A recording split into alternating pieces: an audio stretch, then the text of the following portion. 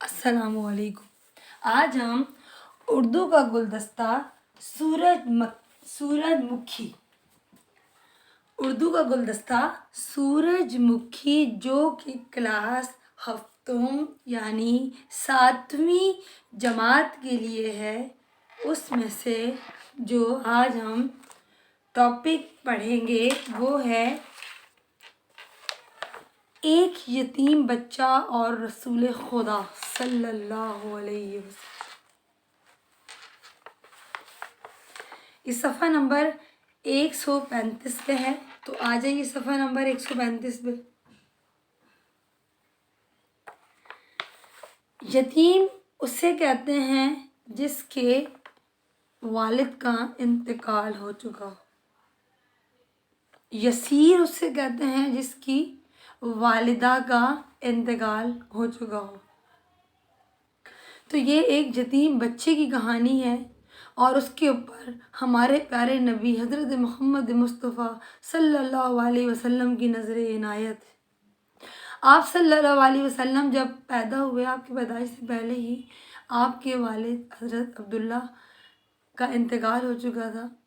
آپ یتیم اس دنیا میں آئے، وہ در یتیم تھے۔ آپ صلی اللہ علیہ وسلم ہمیشہ یتیم اور یسیر بچوں پہ خصوصی نظر عنایت فرماتے تھے، ان کی کفالت کرتے تھے، ان کے سر پہ دست شفقت رکھتے تھے اور انہیں اپنے بچوں کی طرح محبت دیتے تھے اور فرماتے تھے کہ یتیم کے ساتھ حسن سلوک کیا کرو، انہیں کھانا کھلایا کرو، ان کی دعائیں لیا کرو۔ تو یہ ہمارے پیارے نبی صلی اللہ علیہ وسلم کی نظر عنایت ہوتی تھی یتیم اور یسیر بچوں پہ۔ یتیم بچے کو کھانا کھلانے کی اسلام میں بڑی فضیلت ہے، لیکن ہمارا المیہ یہ ہے کہ ہم یتیم اور یسیر تو بڑی دور کی بات ہے، ہم اپنے غریب رشتہ دار کی جب مدد نہیں کر پاتے تو ہم کسی راہ چلتے ہوئے غریب کی کیا مدد کریں گے؟ تو پہل تو ہمیں اپنی فیملی سے کرنی ہوتی ہے۔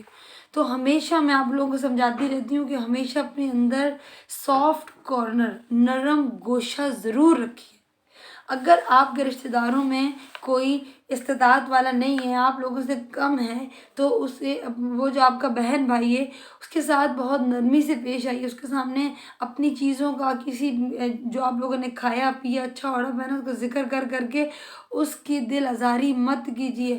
اپنی چیزیں جو آپ کے پاس اگر 2 چیزیں ہیں تو ایک اس کو دے دیجیے تاکہ اسے خوشی ہو کہ میرا بھی کوئی بہن بھائی ہے جو میری اس طریقے سے میرا خیال رکھتا ہے۔ تو اپنے سے جو کم آپ لوگوں کے رشتہ دار ہیں ان کی مدد کیا کیجیے، حسن سلوک کیا کیجیے ان کے ساتھ، اور پھر آ جائیے عام لوگوں کی طرف، محلے داروں کی طرف، عام لوگوں کی طرف، جو یتیم اور یسیر بچے ہوتے ہیں ان کی طرف، جو یتیم اور یسیر ہمارے بہن بھائی ہوتے ہیں ان کی طرف۔ تو ان کی کفالت کرنا، ان کے ساتھ حسن سلوک کی اسلام میں بڑی فضیلت ہے۔ تو ان کے ساتھ حسن سلوک کا ہمیں بڑا درس دیا گیا ہے۔ تو آئیے یہ واقعہ سنتے ہیں یتیم بچے کا۔ عید کا دن ہے، مدینے کے گلی کوچوں میں ہر طرف چہل پہل ہے، نوجوان، بوڑھے اور بچے صاف ستھرے کپڑے پہنے عید گاہ کی طرف جا رہے ہیں۔ مدینے کی گزرگاہیں تکبیر و تہلیل کی صداؤں سے گونج رہی ہیں۔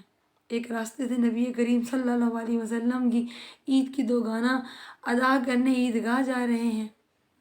چلتے چلتے ایک مقام پر بے اختیار آپ صلی اللہ علیہ وسلم کے قدم مبارک رک گئے۔ کچھ بچے اچھے کپڑے پہنے بڑی بے فکری سے کھیل کود میں مگن ہیں، مگر ایک لڑکا ان سب سے الگ تھلگ، بہت غمگین اور میلے کچیلے کپڑے پہنے سارے بچوں کو بڑی حسرت کے ساتھ دیکھ رہا ہے۔ رحمت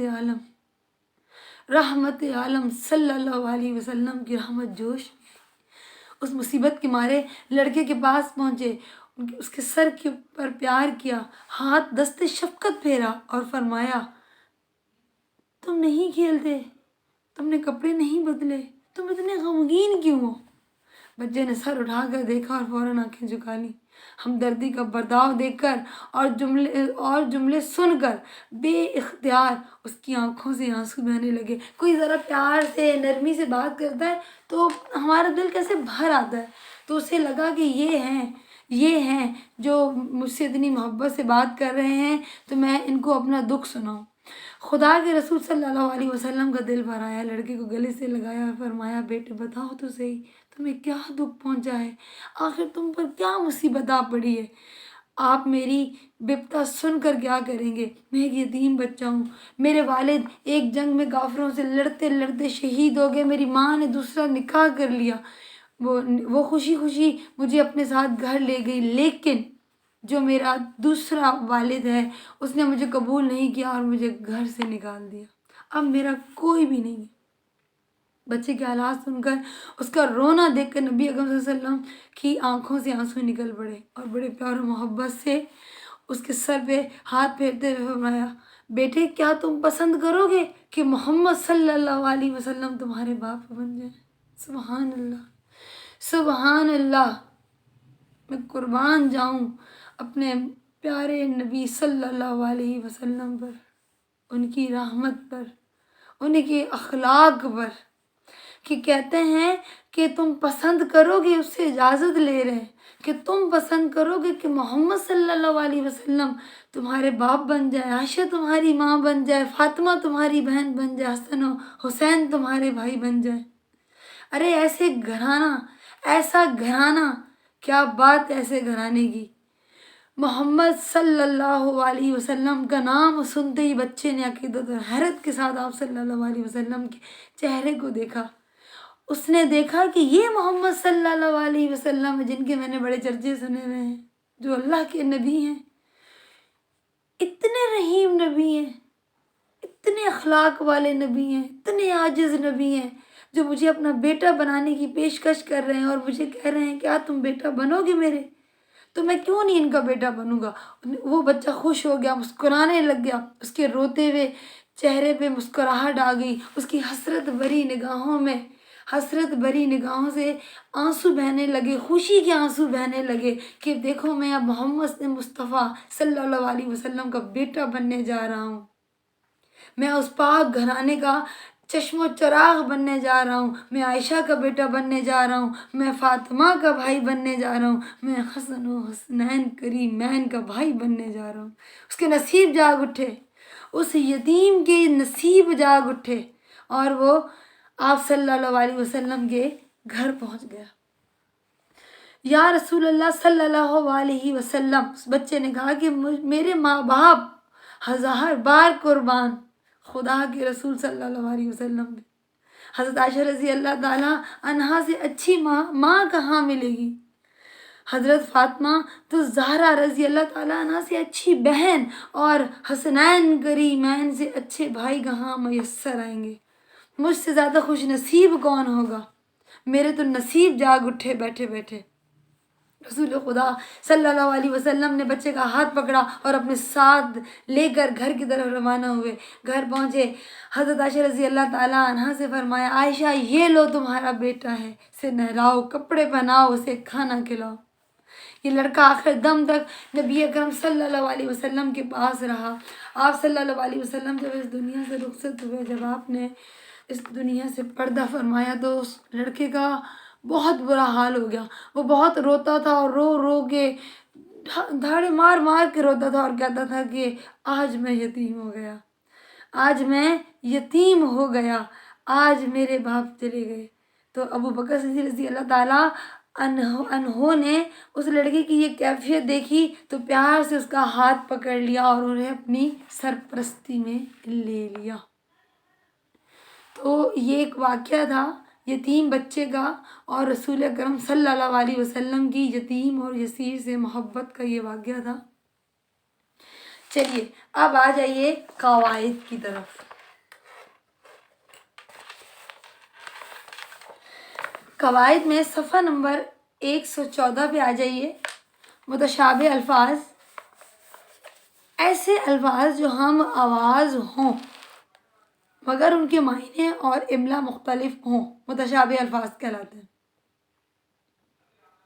جیسے حامی حمایت کرنے والا، حامی ذمہ لینے والا. یہ جو حامی حمایت کرنے والا ہے وہ حلوے والی ہے سے لکھتے ہیں، جو حامی بھرنے والا ہے وہ ہاتھی والی ہے سے لکھتے ہیں، چھوٹی والی جو ہے ہوتی ہے. اب ہے صبا. صبا ایک قوم کا نام ہے اور صبا صبح کی ہوا بھی ہے. جو صبا قوم کا نام ہے وہ سین سے ہے، جو صبا صبح کی ہوا ہے وہ سواد سے ہے. اب ہے شرح. ایک شرح ہے بھاؤ اور ایک شرح عین جو جس کا اختتام عین پہ ہوتا ہے، اسلامی قانون. ایک ہے نقطہ.